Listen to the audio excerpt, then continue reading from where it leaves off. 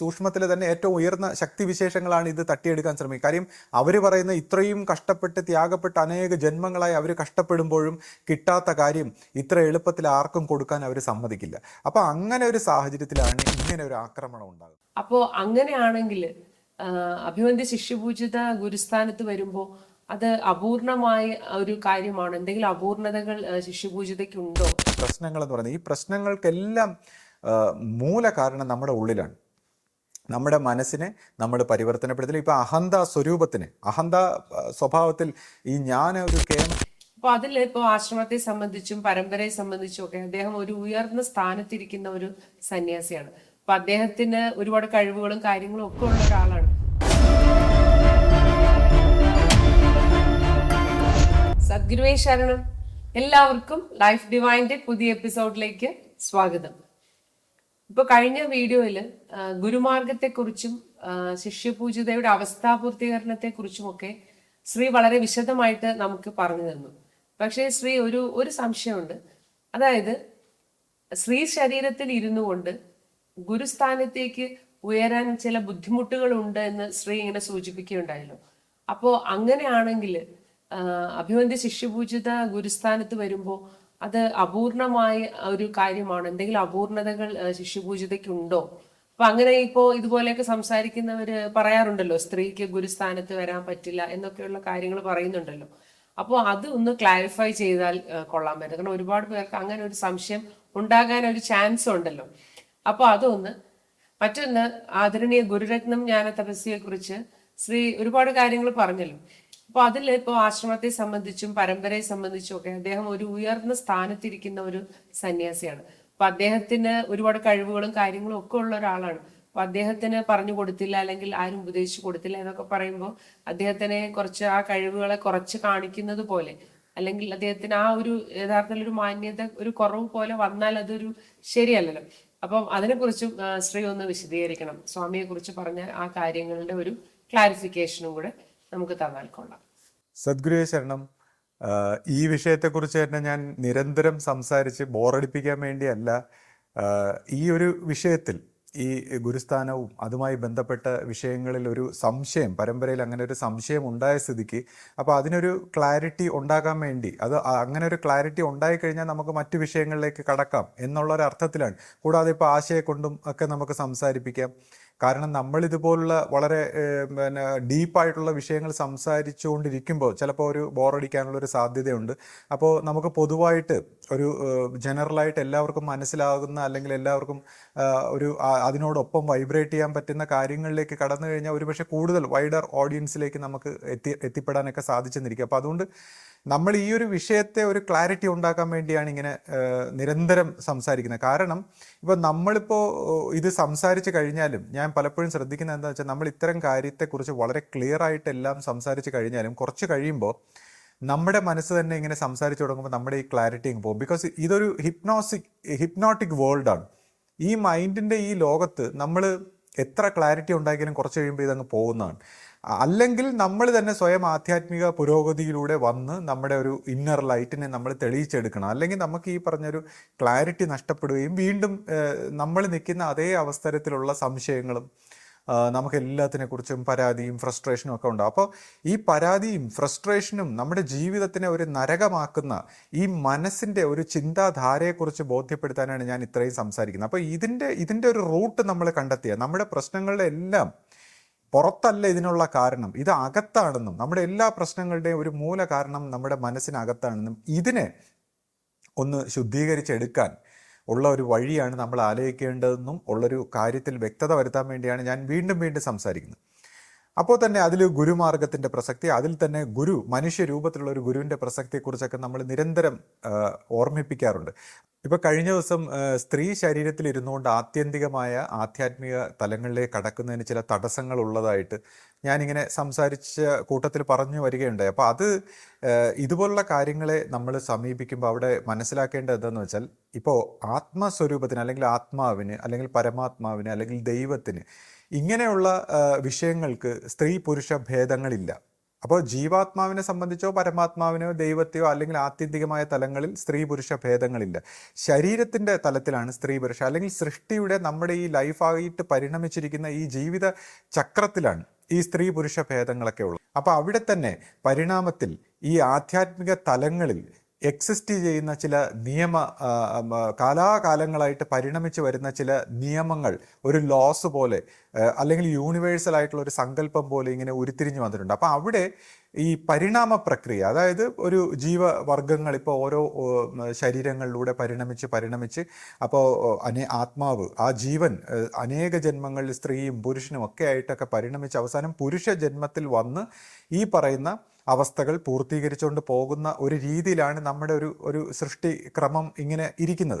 അപ്പോൾ പുരുഷ ശരീരത്തിനെ സംബന്ധിച്ച് ഈ പറയുന്ന എല്ലാ ഊർജ മണ്ഡലങ്ങളെയും ഈ ക്യാരി ചെയ്യാനും അല്ലെങ്കിൽ ഈ പരമപ്രകാശത്തിനെയൊക്കെ അബ്സോർബ് ചെയ്യുന്നതിലൊക്കെയുള്ള ആ ഒരു പൂർത്തീകരണത്തിൻ്റെ തലത്തിലേക്ക് വികസിച്ചിരിക്കുന്നതായിട്ട് ഗുരുക്കന്മാരൊക്കെ ഇങ്ങനെ സൂചിപ്പിച്ചിട്ടുണ്ട്.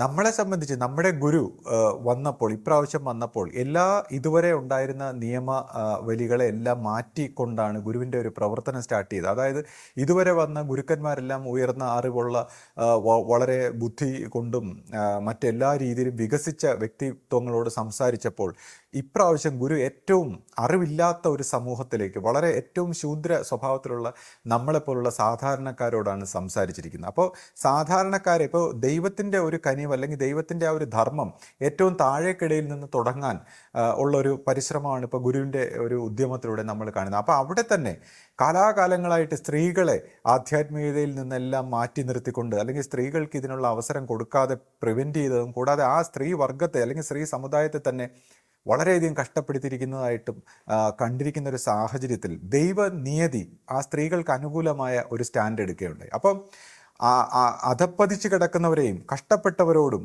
സ്ത്രീകളോടും എല്ലാം ഒരു അനുകൂല സ്വഭാവത്തിലാണ് ഗുരുവിൻ്റെ ഇപ്രാവശ്യത്തെ ജന്മം. അപ്പോൾ സ്ത്രീകളെ ആധ്യാത്മികതയിൽ ഏറ്റവും അധികം മുന്നിൽ കൊണ്ടുവരാനാണ് ഗുരു പരിശ്രമിച്ചിട്ടുള്ളത്. അപ്പോൾ അവിടെ തന്നെ ഒരു ഗുരുസ്ഥാനം പരമമായ ഈ ത്രിമൂർത്തി സമ്പ്രദായത്തിന് അകത്തുള്ളതല്ല, ഏറ്റവും അബ്സല്യൂട്ടിലായിട്ടുള്ള ഒരു ഗുരുസ്ഥാനത്ത് ഇതുവരെ ഒരു സ്ത്രീ വന്നിട്ടില്ല, അല്ലെങ്കിൽ സ്ത്രീ സ്വഭാവത്തിൽ നിന്ന് ഉയർന്നു വന്നിട്ടില്ല എന്നൊരു സാഹചര്യത്തിൽ അവർക്ക് ആ ഒരു സമുദായത്തിൽ നിന്ന് തന്നെ സ്ത്രീ വിഭാഗത്തിൽ നിന്ന് തന്നെ ഗുരു ആ ഗുരുസ്ഥാനത്തേക്ക് ഉയർത്തിക്കൊണ്ടുവന്ന് പുതിയ ഒരു നിയമം അല്ലെങ്കിൽ പുതിയൊരു വഴി തുറക്കുകയുണ്ടായി.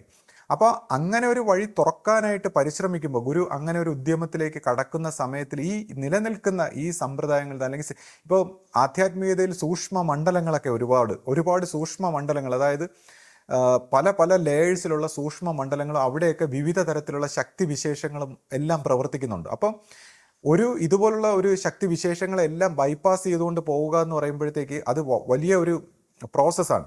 അപ്പോൾ ശിഷ്യപൂജിതയുടെ ഒരു അവസ്ഥാ പൂർത്തീകരണത്തിലേക്ക് കടക്കുന്ന ആ ഒരു സാഹചര്യത്തിൽ ഇപ്പോൾ ഒരു സ്ത്രീ ശരീരത്തിൻ്റെ ലിമിറ്റേഷൻ, ഇപ്പോൾ ഇതിനെ കടന്നുകൊണ്ട് പോകുമ്പോൾ ഈ പരമപ്രകാശത്തെ റിസീവ് ചെയ്യുന്ന ആ ഒരു സമയത്ത് ഒരു സ്ത്രീ ശരീരത്തിൻ്റെ ഒരു ലിമിറ്റേഷന് വെച്ചുകൊണ്ടാണ് അന്ന് ഈ സ്വാമിയെയും കൂടി ഇതിനകത്ത് ഉൾപ്പെടുത്തുന്നത്. ഈ അവസ്ഥാ പൂർത്തീകരണത്തിൻ്റെ ആ ഒരു ഘട്ടത്തിൽ ഈ സ്വാമിയെ കൂടി അതിൽ ഉൾപ്പെടുത്താനുണ്ടായ സാഹചര്യം അതാണ്. അപ്പോൾ ഇങ്ങനെ ഒരു സാഹചര്യത്തിൽ ഈ ഒരു പ്രകാശം ഇങ്ങനെ ഒരു ശിഷ്യനിലേക്ക് വന്നണയുമ്പോൾ ഈ ശിഷ്യപൂജിതയെ സംബന്ധിച്ച് ഈ ഒരു അവസ്ഥകളെല്ലാം പൂർത്തീകരിച്ചത് കൊണ്ടും കർമ്മ ഭക്തി ജ്ഞാന മണ്ഡലങ്ങളെല്ലാം പൂർത്തീകരിച്ചിരിക്കുന്നത് കൊണ്ട് അവിടെ തടസ്സങ്ങളൊന്നും ഉണ്ടായില്ല. എന്നാൽ നമ്മൾ പൊതുവെ കാണാറുണ്ട്, ഇപ്പോൾ ഈ പ്രകൃതിയുടെ ഒരു നിയമം നമ്മൾ ശ്രദ്ധിച്ചു കഴിഞ്ഞാൽ ഇപ്പോൾ ഈ അന്തരീക്ഷത്തിൽ തന്നെ അനവധി സൂക്ഷ്മ ശക്തികളും സൂക്ഷ്മ മണ്ഡലങ്ങളും ഒക്കെ പ്രവർത്തിക്കുന്നതായിട്ട് നമ്മൾ കേട്ടിട്ടുണ്ട്. ഇപ്പോൾ തന്നെ നമ്മളിപ്പോൾ ഒരു ഗുരുവിൽ നിന്നൊരു പ്രസാദം പങ്കായിട്ടൊക്കെ വാങ്ങിക്കുമ്പോൾ ആ നിമിഷം തന്നെ നമ്മളത് കഴിച്ചില്ലെങ്കിൽ അത് തട്ടിയെടുത്തുകൊണ്ട് പോകാൻ പല ശക്തികളും ശ്രമിക്കുന്നതായിട്ടൊക്കെ നമ്മൾ കേട്ടിട്ടുണ്ട്. അപ്പോൾ അർഹതയില്ലാത്ത, ഇപ്പോൾ ഗുരുവിനെ സംബന്ധിച്ച് ഗുരുവിൻ്റെ ഒരു കാരുണ്യത്തിൽ വരുമ്പോൾ നമുക്ക് പലതും നമ്മുടെ അർഹതയ്ക്ക് പുറത്തുള്ള കാര്യങ്ങളാണ് നമുക്ക് കിട്ടുന്നത്. അപ്പോൾ അതുപോലുള്ള ഒരു സാഹചര്യത്തിൽ വരുമ്പോൾ ഒരു പ്രസാദമോ എന്തെങ്കിലും ഇത് തട്ടിയെടുത്തുകൊണ്ട് പോകാൻ, ഈ ചൈതന്യത്തെ തട്ടിയെടുത്തുകൊണ്ട് പോകാനുള്ള ഒരു സൂക്ഷ്മ ശക്തികളുടെ ഒരു പ്രവർത്തനമുണ്ട്. ഇപ്പോൾ അർഹതയുള്ളവൻ്റെ ഒന്നും തട്ടിയെടുക്കാൻ പറ്റില്ല. എന്നാൽ ഇതിനനുസരിച്ച് പ്രവർത്തിച്ച് നമ്മൾ ആ ഒരു യോഗ്യത നേടിയിട്ടില്ലെങ്കിൽ ഇത് തട്ടിയെടുക്കും. അപ്പോൾ അതവർ സമ്മതിക്കില്ല. ഈ സൂക്ഷ്മ ശക്തികൾ, ഈ അന്തരീക്ഷത്തിലെ സൂക്ഷ്മ ശക്തികൾ അത് സമ്മതിക്കില്ല, അതിനെതിരായിട്ട് നിൽക്കുകയാണ്. അപ്പോൾ ഗുരുരത്ന സ്വാമിയെ സംബന്ധിച്ച് ഇങ്ങനെ ഒരു പ്രകാശ ചൈതന്യം അവിടെ വന്നപ്പോൾ, അത് റിസീവ് ചെയ്യുമ്പോൾ ആ നിമിഷം തന്നെ അത് തട്ടിയെടുക്കാനായിട്ട് ചില സൂക്ഷ്മ ശക്തികൾ പ്രവർത്തിച്ചു എന്നുള്ളതാണ് കാര്യം. അദ്ദേഹം അതിനുവേണ്ടി ഹാർഡ് വർക്ക് ചെയ്ത് അദ്ദേഹത്തെ പടിപടിയായിട്ട് പരിവർത്തനപ്പെടുത്തി എടുക്കാനുള്ള ഒരു സമയം ഉണ്ടായില്ല. അപ്പോൾ ആ നിമിഷം തന്നെ ഇത് തട്ടിയെടുക്കാനായിട്ടൊരു സൂക്ഷ്മശക്തി, അപ്പോൾ അത് ഈ സൂക്ഷ്മത്തിൽ തന്നെ ഏറ്റവും ഉയർന്ന ശക്തി വിശേഷങ്ങളാണ് ഇത് തട്ടിയെടുക്കാൻ ശ്രമിക്കുക. കാര്യം അവർ പറയുന്ന ഇത്രയും കഷ്ടപ്പെട്ട് ത്യാഗപ്പെട്ട് അനേക ജന്മങ്ങളായി അവർ കഷ്ടപ്പെടുമ്പോഴും കിട്ടാത്ത കാര്യം ഇത്ര എളുപ്പത്തിൽ ആർക്കും കൊടുക്കാൻ അവർ സമ്മതിക്കില്ല. അപ്പോൾ അങ്ങനെ ഒരു സാഹചര്യത്തിലാണ് ഇങ്ങനെ ഒരു ആക്രമണം ഉണ്ടാകുന്നത്. അപ്പോൾ ഈ ആക്രമത്തെയും പ്രതിരോധിച്ചുകൊണ്ടാണ് ഗുരു ഇതിനെ ഈ കാര്യങ്ങളിലേക്ക് കടന്നത്. അപ്പോൾ ആ ഒരു സാഹചര്യത്തിൽ ഗുരു പറഞ്ഞു ഇതെങ്ങനെ കൊണ്ടുപോകണം, അല്ലെങ്കിൽ ഈ ശിഷ്യനെ എങ്ങനെ ഇതിന് യോഗ്യത നേടിക്കൊടുക്കണം. കാര്യം ഈ പ്രകാശവും അദ്ദേഹത്തിൽ വന്നു, ഈ നെഗറ്റിവിറ്റിയും അദ്ദേഹത്തിൽ വന്നു. അപ്പോൾ ഈ നെഗറ്റീവ് ശക്തികളെ സംബന്ധിച്ച് അവർക്ക് പ്രവർത്തിച്ച് മുക്തി നേടണം. അപ്പോൾ ആ ശക്തി വിശേഷങ്ങൾക്കും ഈ മുക്തി ഭാവത്തിലേക്കൊക്കെ പോകാനും, അല്ലെങ്കിൽ എങ്ങനെ ഈ സ്വാമി ജീവിക്കണം അല്ലെങ്കിൽ പ്രവർത്തിക്കണം എന്നുള്ള കാര്യങ്ങളെല്ലാം ഗുരുവിൻ്റെ നിർദ്ദേശപ്രകാരം നടക്കുകയാണ്. അപ്പോൾ ഈ അദ്ദേഹത്തിന് കിട്ടിയ ഈ ചൈതന്യത്തെ എങ്ങനെ ഉപയോഗപ്പെടുത്തണം എന്നുള്ള രീതിയിൽ, എങ്ങനെ ഗുരുവാക്കനുസരിച്ച് പ്രവർത്തിച്ചാൽ, എങ്ങനെ അദ്ദേഹത്തിൻ്റെ ആത്മീയ ബോഡികളും ആത്മീയ അവസ്ഥകളും എല്ലാം കടന്നാൽ അദ്ദേഹത്തിന് അവസാനം ഈ സത്യത്തെ അല്ലെങ്കിൽ ഈ പൂർണ്ണതയെ അദ്ദേഹത്തിന് ലഭ്യമാവും. അത് അദ്ദേഹത്തിൻ്റെ ഒരു ജീവിത ചക്രം കൊണ്ടാണ് അദ്ദേഹത്തിന് അത് ലഭ്യമാകാൻ പോകുന്നത്. അപ്പോൾ അതിന് ഉതകുന്ന രീതിയിൽ ജീവിച്ചാൽ അത് അദ്ദേഹത്തിന് ഏറ്റവും വലിയ നന്മയായിട്ട്, ഏറ്റവും വലിയ ഭാഗ്യമായിട്ട് പരമ്പരയ്ക്കും അദ്ദേഹത്തിനും ലോകത്തിനും അത് ഉതകുന്നതാണ്.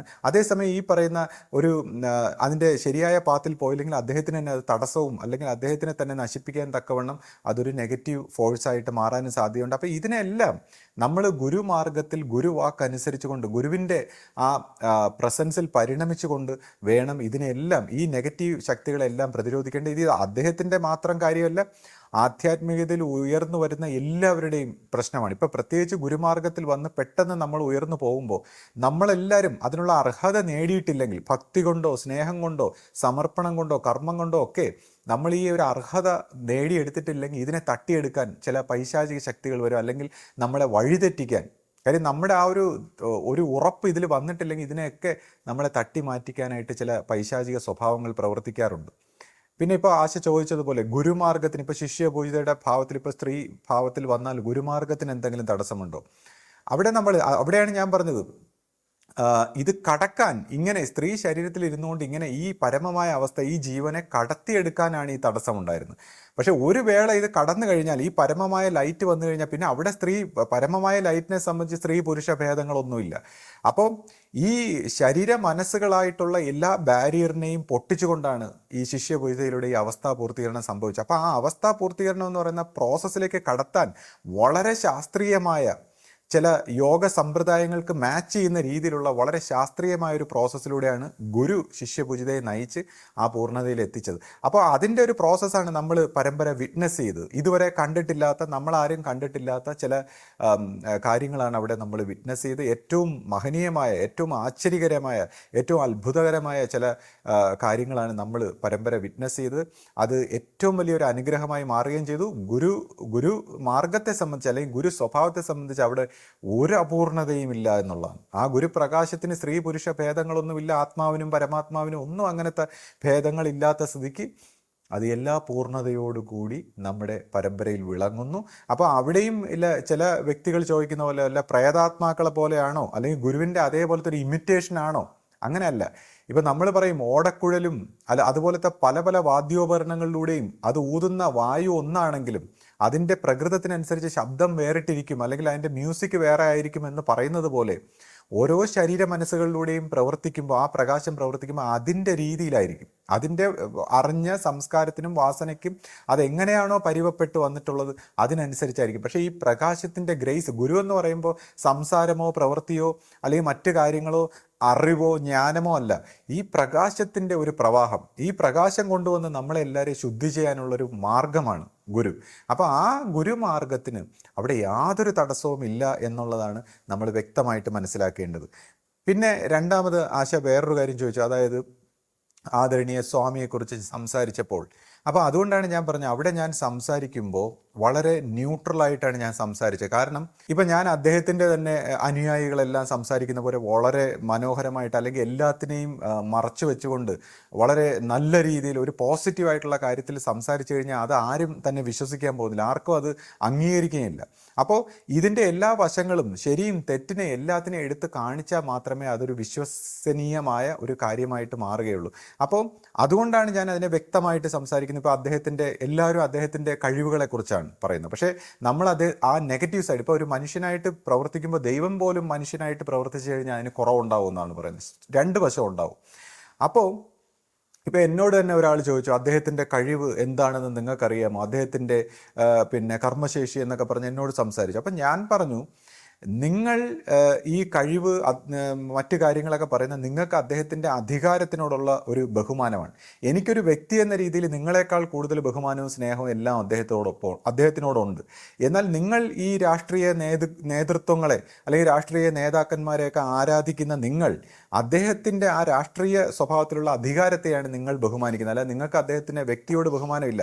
കൂടാതെ ഇപ്പോൾ ഈ ഗുരുവിനെ കണ്ടു കഴിഞ്ഞാൽ, അതായത് അനന്തകോടി സൗരയുധങ്ങൾക്ക് അധിപനായ ആ പ്രകാശ ശക്തി, ആ ദൈവം, പരമമായ ദൈവത്തിൻ്റെ റെപ്രസെൻറ്റേറ്റീവായ ഗുരുവിനെ കണ്ടു കഴിഞ്ഞിട്ട് പിന്നെ നിങ്ങൾ ഏതെങ്കിലും രാഷ്ട്രീയ നേതാക്കന്മാരെ ആരാധിക്കുന്നെങ്കിൽ ഈ രാഷ്ട്രീയ നേതാവിനേക്കാളും ഉയർന്ന സ്ഥാനത്തിൽ എത്തിക്കാനാണ് നിങ്ങളെ ഗുരു ഇവിടെ വളർത്തിക്കൊണ്ടുവരുന്നത്. അപ്പോൾ നിങ്ങൾ പറയുന്ന രാഷ്ട്രീയ നേതാക്കന്മാരുടെ അടുത്ത ജന്മത്തിൽ അവർ ഏതവസ്ഥയിലേക്ക് കൂപ്പുകുത്തുന്നത് നിങ്ങൾക്കറിയാൻ പാടില്ല. അപ്പോൾ ഗുരുവിനെ പിടിച്ച നിങ്ങൾ ഈ താഴോട്ട് പോകുന്ന വ്യക്തിത്വങ്ങളുടെ പിറകെ പോകാതെ ആ ഗുരുവിനെ തന്നെ തിരിച്ച് ആരാധിക്കാൻ, എപ്പോഴും ഗുരു മാത്രമാണ്, അല്ലെങ്കിൽ ഗുരുവിനെ ആരാധിക്കുന്ന വ്യക്തിത്വങ്ങളുടെ സ്വഭാവം എന്തായിരിക്കണം, അല്ലെങ്കിൽ ഗുരുവിനെ ആരാധിക്കുന്നവർ മറ്റു വ്യക്തിത്വങ്ങളെ ഏത് രീതിയിൽ കാണും. അഫ്കോഴ്സ് നമുക്ക് അവരെ പുകഴ്ത്താനും അവരെ പ്രശംസിക്കാനും, എല്ലാ മനുഷ്യരെയും പ്രശംസിക്കാനും ബഹുമാനിക്കാനും ഒക്കെയുള്ള സ്വാതന്ത്ര്യം നമുക്കുണ്ട്. പക്ഷേ മനസ്സുകൊണ്ട് എങ്ങനെ ആരാധിക്കണം, അല്ലെങ്കിൽ ആരാധിക്കാമോ, ആരെ ആരാധിക്കണം, അല്ലെങ്കിൽ എന്ത് ചെയ്യണം, നമ്മുടെ ആന്തരികമായ മനസ്സിൻ്റെ ഒരു പ്രകൃതം എങ്ങനെ ആയിരിക്കണം ഒരു ഗുരുവിശ്വാസിയുടെ, അത് നിങ്ങളെപ്പോലുള്ളൊരു വിലയിരുത്തണം. അപ്പോൾ അദ്ദേഹത്തെ സംബന്ധിച്ച് എനിക്ക് അദ്ദേഹത്തെ വളരെ സ്നേഹവും ബഹുമാനമുണ്ട്. എന്നാൽ ഗുരുവിനെ ഞാൻ നേരത്തെ പറഞ്ഞു, നമ്മൾ ഗുരുവിനെ ആരാധിക്കുന്ന നമുക്ക് മറ്റ് വ്യക്തികളുടെ പ്രവൃത്തികളെയോ അല്ലെങ്കിൽ മറ്റു വ്യക്തികളുടെ സ്ഥാനമാനങ്ങളെയോ മറ്റു വ്യക്തികളുടെ ഒന്നിനെയും നമുക്ക് ആരാധന പാത്രമായിട്ടല്ല ആരാധിക്കാനുള്ളതായിട്ട് നമുക്ക് തോന്നുന്നില്ല. നമുക്ക് അതിനുവേണ്ടിയുള്ള ഒരു ആരാധന സ്വഭാവമൊന്നും ആരോടും തോന്നുന്നില്ല. എന്നാൽ നമ്മൾ എല്ലാ വ്യക്തികളിലെയും ദൈവാംശത്തെ വണങ്ങാനും അംഗീകരിക്കാനും ബഹുമാനിക്കാനും ഒക്കെ നമ്മൾ തയ്യാറാണ്. അപ്പോൾ ഞാൻ വീണ്ടും പറയുന്നു, അദ്ദേഹത്തെ സംബന്ധിച്ച് അദ്ദേഹം ഈ വളർന്നു വന്ന ഈ ഒരു സാഹചര്യത്തിലേക്ക് കടന്ന് ഈ ഒരു സ്വഭാവത്തിലേക്ക് പരിണമിച്ച് വരുമ്പോൾ അദ്ദേഹത്തിന് പെട്ടെന്ന് അദ്ദേഹത്തെ കൊണ്ടുവന്നതാണ്. അപ്പോൾ ആ സാഹചര്യത്തിൽ അദ്ദേഹത്തിനൊരു മാതൃക, ഇവിടെ എങ്ങനെയാണ് ഈ ആശ്രമ സ്വഭാവത്തിൽ പരിണമിച്ചിട്ടുള്ളത് എന്ന ഒരു മാതൃക അദ്ദേഹത്തിനില്ല. അപ്പോൾ പുറത്തുനിന്നൊരു മാതൃക എടുക്കാനും പറ്റില്ല. അപ്പോൾ ഇവിടെയുള്ള ആൾക്കാർ സഹായിക്കുകയില്ല. അപ്പോൾ അങ്ങനെ ഒരു സാഹചര്യത്തിൽ ഒരാൾ പ്രവർത്തിച്ച് വരുന്ന ഒരു ബുദ്ധിമുട്ടിനെ കുറിച്ചാണ് ഞാൻ സൂചിപ്പിച്ചത്. അപ്പോൾ അദ്ദേഹത്തിന് സ്വയം പരിണമിച്ച് വരിക എന്നുള്ള ഒരു സാധ്യത മാത്രമേ അവിടെ ഉള്ളൂ.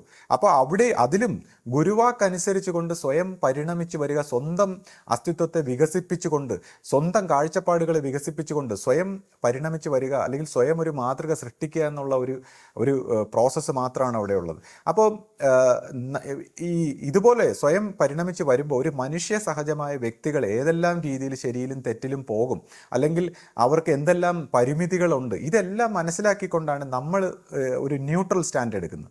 ഇപ്പോൾ അന്ധമായിട്ട് വിമർശിക്കുന്ന ഒരു സ്വഭാവത്തിൽ നമ്മളിപ്പോൾ നോക്കിക്കഴിഞ്ഞപ്പോൾ ഗുരുവിനെ സംബന്ധിച്ച് നമുക്ക് നമ്മുടെ ഗുരു സ്വഭാവത്തിൽ നമുക്ക് എല്ലാത്തിനെയും അംഗീകരിക്കാം, കണ്ണടച്ച് നമുക്ക് അംഗീകരിക്കാം. എന്നാൽ മറ്റു മനുഷ്യരുടെ പ്രവർത്തനങ്ങൾ, അതിനെ ആരായാലും അതിന് അതിൻ്റേതായ കുറവും നന്മയും തിന്മയും എല്ലാ വശങ്ങളും ഉണ്ട്. അപ്പോൾ ഇതിനെ മനസ്സിലാക്കിക്കൊണ്ട് മനുഷ്യർ പ്രവർത്തിച്ച് വരുമ്പോൾ അതിന് ചില തടസ്സങ്ങളുണ്ടെന്ന് മനസ്സിലാക്കിക്കൊണ്ട് തന്നെയാണ് നമ്മളെപ്പോലുള്ളവർ ഇതിനെ സപ്പോർട്ട് ചെയ്യുന്നത്. അല്ലാതെ ഇത് കണ്ണടച്ച് ഇരുട്ടാക്കിക്കൊണ്ട് എല്ലാം മികച്ചതാണ്, അല്ലെങ്കിൽ മറ്റു കുറവുകളെയും മറ്റു വിഷമങ്ങളെയും ഒന്നും കാണാതെ എല്ലാം നല്ലതാണെന്ന് പറയുന്ന ഒരു രീതി നമ്മളെ കൊണ്ട് പറ്റില്ല. അപ്പോൾ നമ്മളിതിൻ്റെ പോസിറ്റീവായിട്ടുള്ള ഒരു വശവും കാണുന്നു, നെഗറ്റീവായിട്ടുള്ള വശം കാണുന്നു. അപ്പം നെഗറ്റീവായിട്ടുള്ള വശത്തെ പെരുപ്പിച്ച് വിമർശിച്ച് നശിപ്പിക്കാനുള്ള ഒരു പരിശ്രമമല്ല നമ്മൾ നടത്തുന്നത്. നമ്മൾ ആ സത്യത്തിൻ്റെ വഴിയിലേക്ക് വീണ്ടും ഇങ്ങനെ ഉത്തേജിപ്പിച്ചുകൊണ്ട് എങ്ങനെ അത് മുന്നോട്ട് പോകാം എന്നുള്ളത് ഓർമ്മിപ്പിക്കുക മാത്രമാണ് ചെയ്തത്. പിന്നെ കഴിഞ്ഞ വീഡിയോയിൽ ശ്രീ ഇങ്ങനെ പറഞ്ഞല്ലോ, വിശ്വാസിയും ശിഷ്യന്മാരും എന്നുള്ള. അപ്പൊ ഈ രണ്ട് രീതിയിലും പോകുന്നത് കൊണ്ട് കുഴപ്പമൊന്നുമില്ല, രണ്ടും ശരിയാണോ? പിന്നെ ശിഷ്യൻ എന്ന് പറയുമ്പോൾ അപ്പോ പ്രത്യേകിച്ച് ഉത്തരവാദിത്വങ്ങളൊന്നും ഇല്ലേ, എല്ലാം ഗുരു തന്നെ നോക്കിക്കോളും എന്ന് പറഞ്ഞല്ലോ. അപ്പൊ ശിഷ്യന് പ്രത്യേകിച്ച് ഒന്നും ചെയ്യേണ്ടതായിട്ടില്ലേ? അപ്പൊ ഇങ്ങനെ ഒരു കൺഫ്യൂഷൻ ഉണ്ടാവും. അപ്പൊ അതൊന്ന് ക്ലാരിഫൈ ചെയ്താൽ കൊള്ളായിരുന്നു. ഇപ്പോൾ വിശ്വാസിയും ശിഷ്യ സ്വഭാവവും ഇതുപോലെ രണ്ട് സ്വഭാവത്തിൽ നമ്മൾ പറയുന്നെങ്കിൽ, ഇപ്പോൾ ഒരു ഗുരുമാർഗത്തിൽ എല്ലാവരും ആ ശിഷ്യ സ്വഭാവത്തിലേക്ക് അല്ലെങ്കിൽ ആ വിശ്വാസിയിൽ നിന്നൊരു ശിഷ്യ സ്വഭാവത്തിലേക്ക് പരിണമിച്ച് മുന്നേറുന്നതാണ് ആധ്യാത്മികമായും ഭൗതികമായും എല്ലാ രീതിയിലും അതിൻ്റെ പൂർണ്ണമായ ഒരു വഴി. ഇനിയിപ്പോൾ ചിലർക്ക് ഈ പറഞ്ഞ പോലെ ഒരു വിശ്വാസ സ്വഭാവത്തിലേ പരിണമിക്കാൻ കഴിയുന്നുള്ളൂ എങ്കിൽ, ഇപ്പോൾ ഗുരു തുറന്ന ഒരു പാത്തായതുകൊണ്ട് ഗുരുവിനെ വിശ്വസിച്ച് ഒരു ഈശ്വര സങ്കല്പത്തിൽ അല്ലെങ്കിൽ ദൈവത്തിൻ്റെ ഒരു പ്രതിരൂപമായി ഗുരുവിനെ, നമ്മുടെ ഫൗണ്ടർ ഗുരുവിനെ കണ്ട് പ്രാർത്ഥിച്ചു പോകുമ്പോൾ തീർച്ചയായിട്ടും ഒരു വിശ്വാസ സ്വഭാവത്തിൽ പോകുന്നതുകൊണ്ട് ഒരു കുഴപ്പമില്ല. പക്ഷേ ഇവിടെ നമ്മൾ നോക്കേണ്ട മറ്റൊരു കാര്യം എന്താണെന്ന് വെച്ചാൽ, ഇപ്പോൾ ഈ ആധ്യാത്മികമായി പരിണമിക്കുമ്പോൾ അവിടെ വിശ്വാസ സ്വഭാവത്തിൽ പോകുമ്പോൾ അവനവൻ്റെ വിശ്വാസത്തിനും അവനവൻ്റെ പ്രയത്നത്തിനും അനുസരിച്ചാണ് അവൻ്റെ ആധ്യാത്മിക പുരോഗതി. കൂടാതെ ഈ ആത്മീയ തലങ്ങളിൽ, വിവിധമായ തലങ്ങളിൽ അന്തരീക്ഷത്തിൽ നിന്ന് പ്രവർത്തിക്കുന്ന ചില പൈശാചിക നെഗറ്റീവായിട്ടുള്ള ചില ശക്തിവിശേഷങ്ങൾ, സൂക്ഷ്മ പൈശാചിക മണ്ഡലങ്ങളൊക്കെ ഉള്ളതുകൊണ്ട് ഇത്തരത്തിൽ പ്രവർത്തിച്ചു വരുമ്പോൾ ഇവരുടെയൊക്കെ മനസ്സിനെ, ഓരോരുത്തരുടെയും ഈ വിശ്വാസ സ്വഭാവത്തിൽ തന്നെ പരിണമിച്ചു വരുമ്പോൾ ഈ ഓരോരുത്തരുടെയും മനസ്സിനെ സ്വാധീനിക്കുന്ന ചില പൈശാചിക ശക്തികൾ, അവർ ജീവിച്ചിരിക്കുന്ന ആ കാലഘട്ടത്തിൽ തന്നെ ഉണ്ടായി വരുന്ന ഈ പൈശാചിക ശക്തികളുടെയും ഈ നെഗറ്റീവ് ഇൻഫ്ലുവൻസുകളെയും തിരിച്ച് എടുക്കാൻ ഇവർക്ക് കഴിയില്ല. അങ്ങോട്ടും ഇങ്ങോട്ടും ഇത് എങ്ങനെ തെറ്റിപ്പോകുന്നു എന്നുള്ളത് വഴി തിരിച്ചൊക്കെ എടുക്കാൻ കഴിയാത്തൊരു സാഹചര്യത്തിൽ ഉണ്ടാകാൻ പോകുന്ന തടസ്സങ്ങൾ, ഉണ്ടാകാൻ പോകുന്ന സൈക്കോളജിക്കൽ പ്രോബ്ലങ്ങൾ, ഉണ്ടാകാൻ പോകുന്ന ജീവിതത്തിലുണ്ടാകുന്ന വിഷമങ്ങൾ, അപ്പോൾ ഇതെല്ലാം ഈ റെസ്പോൺസിബിലിറ്റി മൊത്തം ഏറ്റെടുക്കുക എന്നുള്ളതാണ്. അപ്പോൾ ഒരു ഗുരു ഇല്ലാതെ ഒരു വിശ്വാസ സ്വഭാവത്തിൽ പരിണമിച്ചു പോകുമ്പോൾ ഈ ജീവിത ചക്രത്തിൽ നേരിടുന്ന ബുദ്ധിമുട്ടുകൾ എന്തായാലും ഒരു ജീവിതത്തിൽ ഒരു കർമ്മഗതിയായിട്ട് വന്നിരിക്കുകയാണ് കുറേ കാര്യങ്ങൾ. അപ്പോൾ ഈ ഒരു ബുദ്ധിമുട്ടുകളുടെ ബൈപ്പാസ് ചെയ്യാൻ എന്താണ് മാർഗം? അതാണ് ഈ വിശ്വാസ സമൂഹത്തിലുള്ളവർ ശ്രദ്ധിക്കേണ്ട ഒരു കാര്യം. പിന്നെ ശിഷ്യ സ്വഭാവത്തിൽ വരുമ്പോൾ ഈ പറയുന്ന പൈശാചികങ്ങളുടെ സ്വാധീനം അല്ലെങ്കിൽ സൂക്ഷ്മ മണ്ഡലങ്ങളുടെ ഇതിനെല്ലാം ഗുരുവിന് കണ്ട് തിരുത്താൻ പറ്റും. ഓരോ വ്യക്തികളും ഒരു പ്രത്യേക രീതിയിൽ ഗുരുവിൻ്റെ മുമ്പിൽ വരുമ്പോൾ തന്നെ ഗുരുവിന് ഇത് കാണാനും അതിന് വേണ്ട നടപടികൾ, അതിന് വേണ്ട പ്രവർത്തനങ്ങൾ ഗുരുവിന് ചെയ്യാനും ഡയറക്റ്റ് ചെയ്യാനും ഒക്കെ പറ്റുന്നതാണ്. അപ്പോൾ ഓരോ വ്യക്തികളെയും നേരിട്ട് കണ്ടുകൊണ്ട് ഗുരുവിനെ അതിനെ തിരുത്തിയെടുക്കാൻ പറ്റുമെന്നുള്ള അർത്ഥത്തിൽ അവിടെ ഗുരുവിൻ്റെ ഉത്തരവാദിത്തമാണ്. അപ്പോൾ ഒരു വ്യക്തി, ഇപ്പോൾ ആശ ചോദിച്ചു റെസ്പോൺസിബിലിറ്റിയെക്കുറിച്ച്, അപ്പോൾ ഒരു വ്യക്തിയുടെ ആധ്യാത്മികമായിട്ടുള്ള എല്ലാ റെസ്പോൺസിബിലിറ്റിയും ഗുരു ഏറ്റെടുക്കുമ്പോൾ ഭൗതികമായിട്ടുള്ള എല്ലാ പ്രവൃത്തിയും അത് പ്രവൃത്തി മണ്ഡലത്തിലേക്ക് വിശ്വസിച്ച് മനസ്സിനെയും ജീവനെയും ശരീരത്തെ എല്ലാം പരിവർത്തനപ്പെടുത്തുക എന്നുള്ള റെസ്പോൺസിബിലിറ്റി ശിഷ്യനാണ്.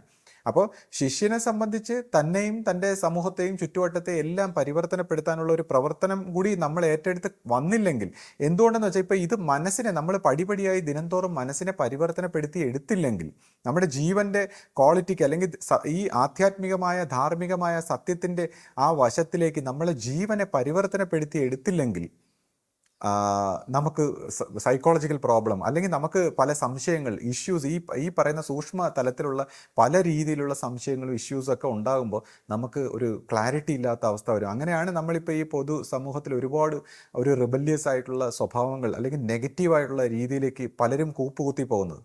കാര്യം നമ്മളിങ്ങനെ വികസിച്ച് വരുന്ന, നമുക്കിങ്ങനെ ഊർജ്ജവും വളരെ പരമമായ ആ ലൈറ്റിൻ്റെ ഊർജ്ജം എല്ലാം ലഭിച്ച് നമ്മളിങ്ങനെ എല്ലാത്തിനെയും ശുദ്ധമാക്കി നമ്മുടെ മനസ്സിൻ്റെ ആന്തരികതയെല്ലാം വെടിപ്പാക്കി കൊണ്ടുവന്നില്ലെങ്കിൽ, അതിനുള്ള റെസ്പോൺസിബിലിറ്റി ഏറ്റെടുത്ത് ആ രീതിയിൽ ജീവിക്കാനും സമർപ്പണ സ്വഭാവത്തിൽ വിശ്വസിക്കാനും സ്നേഹിക്കാനും സ്നേഹിക്കപ്പെടാനും എല്ലാം ആ ഒരു രീതിയിൽ നമ്മൾ വളർന്നു വന്നില്ലെങ്കിൽ നമുക്കുണ്ടാകുന്ന ആന്തരികമായും ബാഹ്യമായിട്ടും ഒക്കെ നമുക്കുണ്ടാകുന്ന പ്രശ്നങ്ങൾ, അപ്പോൾ അത് വരാതിരിക്കാൻ നമ്മൾ പൂർണ്ണമായിട്ടും നമ്മുടെ ഉത്തരവാദിത്തം നമ്മൾ നോക്കിക്കൊള്ളണം. പക്ഷേ നമ്മുടെ ആധ്യാത്മിക പരിണാമത്തെക്കുറിച്ച്, നമ്മുടെ ജീവൻ്റെ ആ ഒരു പൂർണ്ണതയെക്കുറിച്ചുള്ള റെസ്പോൺസിബിലിറ്റി അവിടെ ഗുരുവും ഏറ്റെടുക്കുകയാണ്. അപ്പോൾ ഇത് കൂട്ടായ ഒരു ഉത്തരവാദിത്തമാണ്. അല്ലെങ്കിൽ ഈ പറയുന്ന പോലെ ഗുരുവിൻ്റെ ആ ഒരു കരങ്ങളിൽ വരുമ്പോൾ ആ ഗുരുവിൻ്റെ പ്രകാശത്തിലൂടെ ഗുരുവും ശിഷ്യനും തമ്മിൽ ഒന്നായി ചേർന്നുള്ളൊരു പരിണാമമാണ് അത്. അപ്പോൾ അതാണ് അതിൻ്റെ ഒരു പൂർണ്ണതയിലേക്കുള്ള വഴി.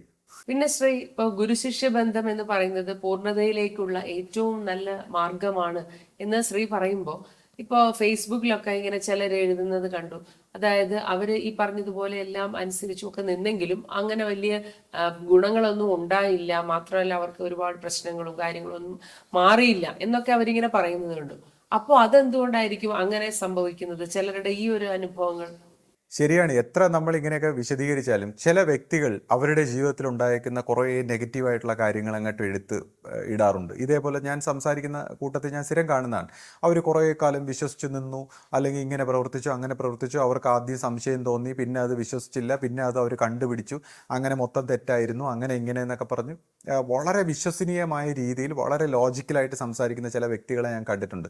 അപ്പോൾ ഞാനിതൊന്നും ന്യായീകരിക്കാനോ അല്ലെങ്കിൽ തെളിയിക്കാനോ അല്ല ഇത് സംസാരിക്കുന്നത്. കാര്യം ഇതിൻ്റെ വ്യക്തമായ ഈ കാര്യങ്ങളെല്ലാം തെറ്റാണ്, അല്ലെങ്കിൽ ഈ കാര്യങ്ങളുടെ ഒരു രോഗം, അല്ലെങ്കിൽ ഈ കാര്യങ്ങളുടെ കാരണം എന്താണെന്ന് വ്യക്തമായ ഒരു അറിവുള്ളത് കൊണ്ടാണ് ഞാനിത് സംസാരിക്കുക. കാര്യം ഞാനിത് വളരെയധികം പരീക്ഷിച്ച് നിരീക്ഷിച്ച് മനസ്സിലാക്കിയ ഒരു കാര്യമാണ്.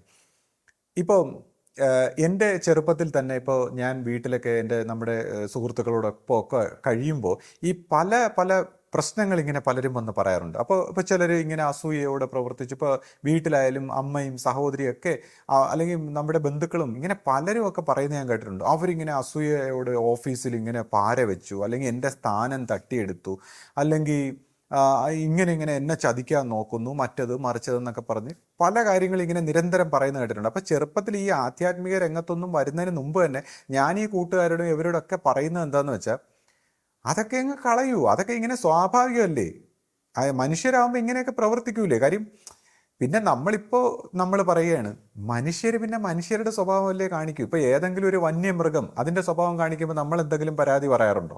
കാര്യം വന്യമൃഗം കടിച്ചു കീറുകയോ അല്ലെങ്കിൽ എന്തെങ്കിലുമൊക്കെ ചെയ്യുമ്പോൾ വല്ലതും പറഞ്ഞിട്ട് കാര്യമുണ്ടോ? അതുപോലെ പല പല മൃഗങ്ങൾ പല പല സ്വഭാവത്തിൽ പ്രവർത്തിക്കുന്നു. അതിനൊന്നും നമുക്ക് പ്രശ്നമില്ല. ഇനി മനുഷ്യനാവുമ്പോൾ മനുഷ്യൻ്റെ സ്വഭാവം കാണിക്കില്ല. അവന് കുറേ അസൂയ, പാര, ചതി, എല്ലാം മനുഷ്യരൊക്കെ ഒത്തിരി സ്ഥാനം തട്ടിയെടുക്കാനൊക്കെ ശ്രമിക്കും, അല്ലെങ്കിൽ ഒത്തിരി പാര വെക്കും. അങ്ങനെ അത് നല്ലതാണെന്നല്ല ഞാൻ പറയുന്നത്. അതിനെ നമ്മൾ ആധ്യാത്മിക രംഗത്ത് വരുമ്പോൾ അതിനെ നമ്മൾ ക്ലിയർ ചെയ്ത് പോകണം. അത് നമ്മുടെ ഉത്തരവാദിത്തമാണ്. ആധ്യാത്മികതയിൽ മനുഷ്യൻ ഡിവൈനായിട്ട് മാറണം. പക്ഷെ സാധാരണ മനുഷ്യനെ സംബന്ധിച്ച് ഇങ്ങനെ പാര വയ്ക്കും, അവൻ സ്ഥാനം തട്ടി, പിന്നെ സ്ഥാനം ആരെങ്കിലും വിട്ടുതരുമോ? അപ്പം സ്ഥാനം തട്ടിയെടുക്കും, പേരുണ്ടാക്കാൻ നമിക്കും, നമ്മൾ ചെയ്ത ജോലിക്ക് അവൻ പേരെടുക്കും, അസൂയ ഉണ്ടാക്കും, അങ്ങനെ ഇങ്ങനെ. ഇത് മനുഷ്യൻ്റെ ഗുണം, മനുഷ്യൻ്റെ സ്വഭാവമാണ്. അപ്പം ഇതിനെ കണ്ടില്ല കേട്ടില്ല എന്ന് വെച്ചുകൊണ്ടാണ് നമ്മൾ ജീവിക്കേണ്ടത്. അതിപ്പോൾ ഒരു വലിയൊരു ന്യൂക്ലിയർ സയൻസ് പോലുള്ള ഒരു കാര്യമൊന്നുമല്ല. അപ്പോൾ ഈ മനുഷ്യരുടെ അങ്ങോട്ടും ഇങ്ങോട്ടും റിലേഷൻഷിപ്പിൽ അമ്മായിയുടെ പ്രശ്നം, നാത്തൂൻ്റെ പ്രശ്നം, ഓഫീസിൽ പ്രശ്നം, വീട്ടിൽ പ്രശ്നം ഒന്നും പറഞ്ഞ് നമ്മൾ ഈ പറയുന്നത് അത് നമ്മുടെ മറ്റൊരു തരത്തിലുള്ളൊരു സൈക്കോളജിക്കൽ പ്രോബ്ലമാണ്. അപ്പോൾ ഇങ്ങനത്തെ സൈക്കോളജിക്കൽ പ്രോബ്ലം വെച്ചുകൊണ്ട് ആൾക്കാർ ഇങ്ങനെ സംസാരിക്കുമ്പോൾ ഒരുപാട് ഇഷ്യൂസ് ഇങ്ങനെ സംസാരിക്കുന്ന ഞാൻ ജീവിതത്തിൽ ചെറുപ്പം മുതലേ കണ്ടിട്ടുണ്ട്.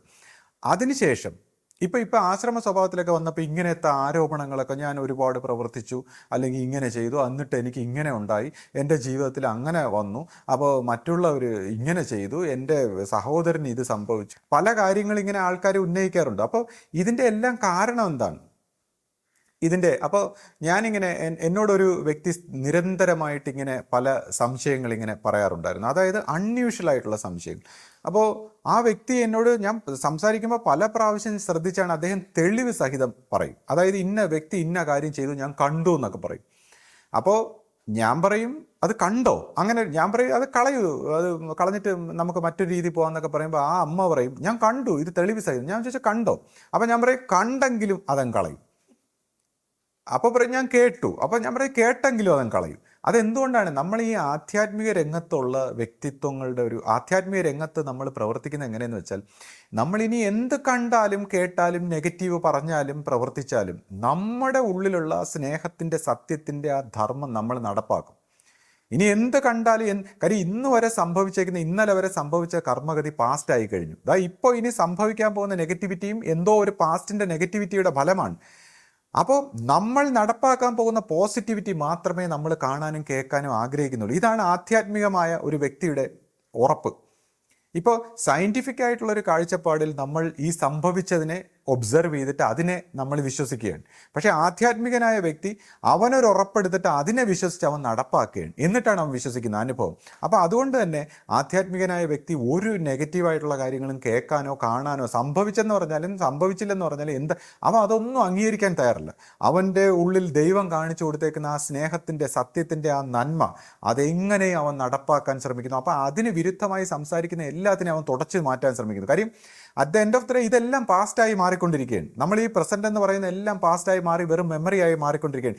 ഈ മെമ്മറികൾ വീണ്ടും പുനഃസൃഷ്ടിക്കാതെ തടയണമെങ്കിൽ, ആധ്യാത്മികനായ വ്യക്തിക്ക് എല്ലാ നെഗറ്റിവിറ്റിയും, ഇനി ആരെന്ത് ചെയ്തെന്ന് പറഞ്ഞാലും ചെയ്തില്ലെന്ന് പറഞ്ഞാലും കണ്ടെന്ന് പറഞ്ഞാലും കേട്ടെന്ന് പറഞ്ഞാലും ഇതിനെല്ലാം പാടെ തുടച്ചു നീക്കിയിട്ട് ആ ദൈവത്തിൻ്റെതായിട്ടുള്ള സത്യത്തിൻ്റെതായിട്ടുള്ള ധർമ്മത്തിൻ്റെ ആ നന്മ അവന് നടപ്പാക്കേണ്ടതുണ്ട്. അപ്പം അതുകൊണ്ട് തന്നെ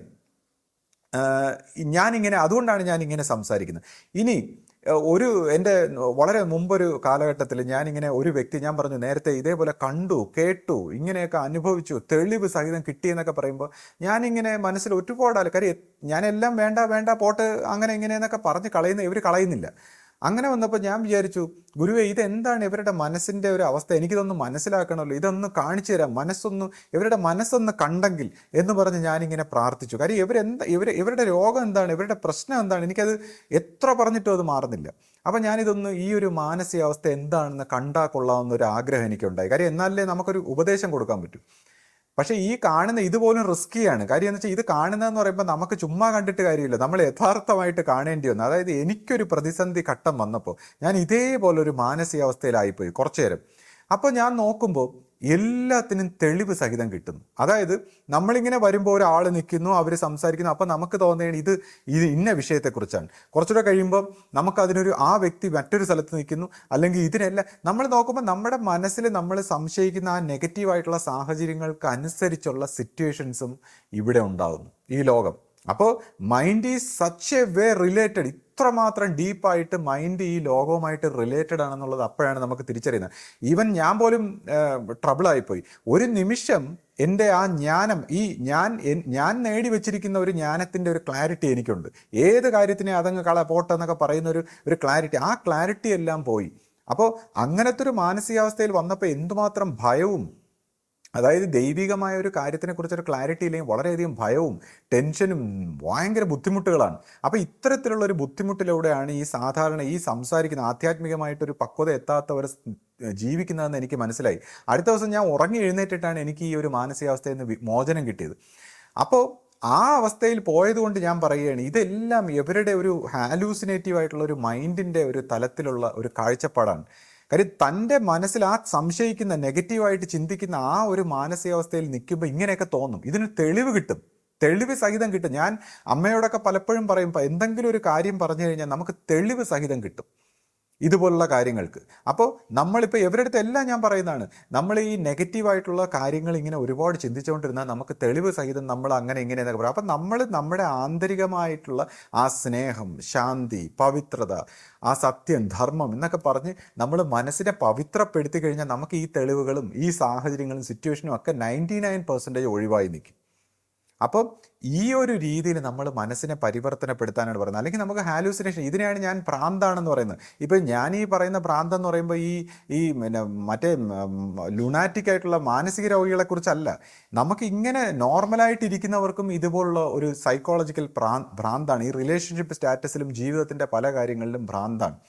അപ്പോൾ ഇതുകൊണ്ടാണ് പറയുന്നത്, you create your own life. നിങ്ങളാണ് നിങ്ങളുടെ ലൈഫിനെ സൃഷ്ടിക്കുന്നത്, നിങ്ങളുടെ ചിന്തകൾ കൊണ്ട്, നിങ്ങളുടെ സങ്കല്പം കൊണ്ട്, അപ്പം നിങ്ങളുടെ കാഴ്ചപ്പാടുകൾ കൊണ്ട്, നിങ്ങളുടെ കണ്ണിൽ കൂടി കാണുന്ന ഈ ലോകത്തിലെ ഒരുപാട് കാര്യങ്ങൾക്ക് നിങ്ങളുടെ ഓരോ ഇതിനും ഇൻഫ്ലുവൻസ് ഉണ്ട്. അപ്പം നമ്മുടെ മനസ്സിനെ എത്രമാത്രം പവിത്രമാക്കണം എന്നുള്ളൊരു കാര്യം. അതുകൊണ്ടാണ് പിന്നെ കൂടാതെ ഇപ്പോൾ ഈ ഇത്തരത്തിൽ പരാതികൾ ഉന്നയിക്കുന്ന വ്യക്തികൾ വളരെ അപക്വമായിട്ടുള്ള, ഇപ്പോൾ ആധ്യാത്മിക രംഗത്ത് വരുമ്പോൾ ഒരുപാട് തരത്തിലുള്ള ആൾക്കാർ വരാറുണ്ട്. അതായത് ചിലർ എന്തെങ്കിലും ആവശ്യങ്ങൾ, ചിലർ എന്തെങ്കിലും രോഗങ്ങൾ, അല്ലെങ്കിൽ ചിലർ മറ്റ് ഓരോരോ കാര്യങ്ങൾക്കായിട്ട് വരുന്നവരാണ്. അപ്പോൾ ഇത്തരക്കാർ അവരുടെ കാര്യം സാധിച്ചു കഴിയുമ്പോൾ പിന്നെ ആധ്യാത്മികമായ ഒരു പുരോഗതിയിലേക്ക് ചിന്തിക്കുന്നില്ല. അപ്പോൾ അങ്ങനെ ഒരു പുരോഗതിയിലേക്ക് ചിന്തിക്കാതെ വരുമ്പോൾ അവർക്കിതൊന്നും ഉൾക്കൊള്ളാൻ കഴിയില്ല.